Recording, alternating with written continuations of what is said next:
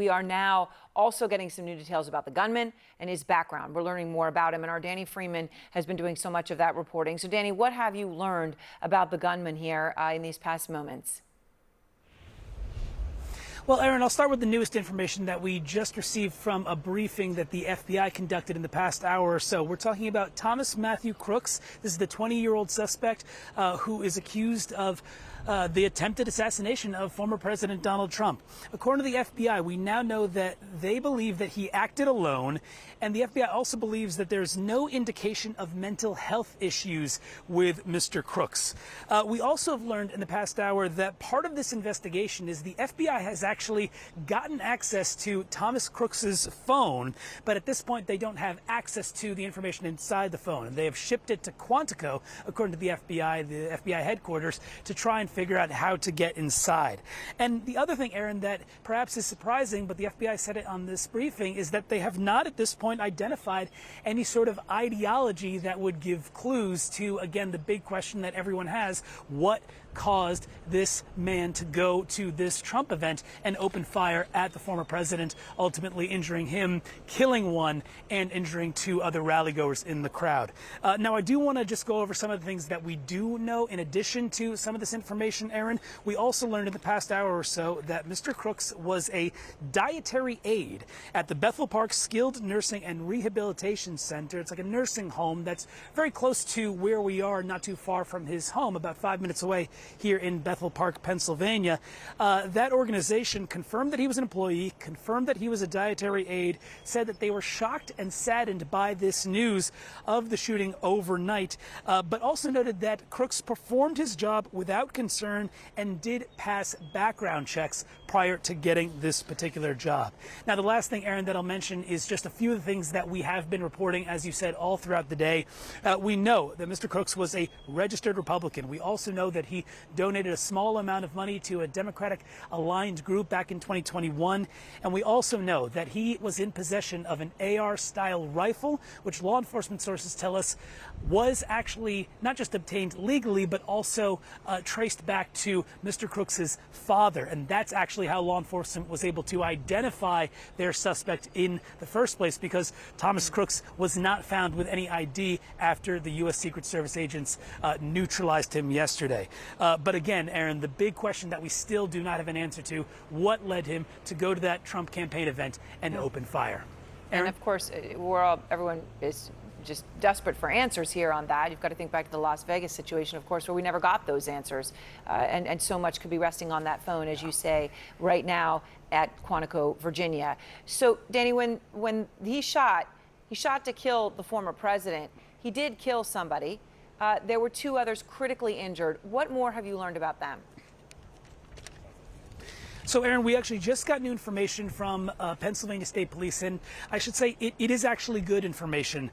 We now know the identities of the two other men who last night were determined to be critically injured. Now we know that these men are both stable. That's 57-year-old David Dutch from New Kensington, Pennsylvania. That's also in this larger Pittsburgh area. And then 74-year-old James Copenhaver from Moon Township, Pennsylvania. And I should say that David Dutch was a service member as well.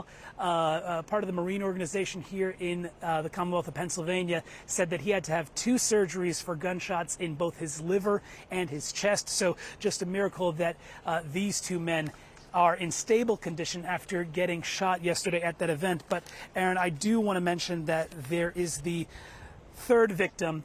That was a rally goer, Mr. Corey Comparator. He is a husband, a father of 2. Pennsylvania Governor Josh Shapiro described him as a girl dad, a loving family man. And Governor Josh Shapiro said that he spoke with the wife of Corey earlier today, who told him that Corey's a hero. Not only was he a firefighter, but also when those shots rang out, Mr. Comparator dove on top of his family members who were also at that rally, protecting them from oncoming gunfire. The last thing I'll note on that, Aaron, is that U.S. flags and Commonwealth flags here in Pennsylvania have been lowered to half-staff in honor of Mr. Comparator today. Aaron? All right, Danny, thank you very much. We're also learning more about how what happened in Butler, Pennsylvania is impacting what's happening here in Milwaukee, Wisconsin. A source familiar with the discussions that are underway says that there are conversations happening about adding more federal law enforcement agents here at the Republican convention, where Donald Trump is expected to arrive in just a few hours from now. CNN senior crime and justice reporter Shimon Prokupecz is outside the perimeter tracking all of this. And Shimon, our understanding is that these new agents would potentially be added to some positions in the perimeter. But can you just walk us through where they would go and kind of what the calculus is for making this decision ultimately? Right, and that's where we are. We are on the perimeter, the outer perimeter here in Milwaukee. I want to show you, Caitlin, how this is going to work here. These are all of the metal barriers right now that are in place. They've been in place for several days. Once the freeze goes in, the gates will start to close. Cars will not allow to proceed this way. They have barriers here.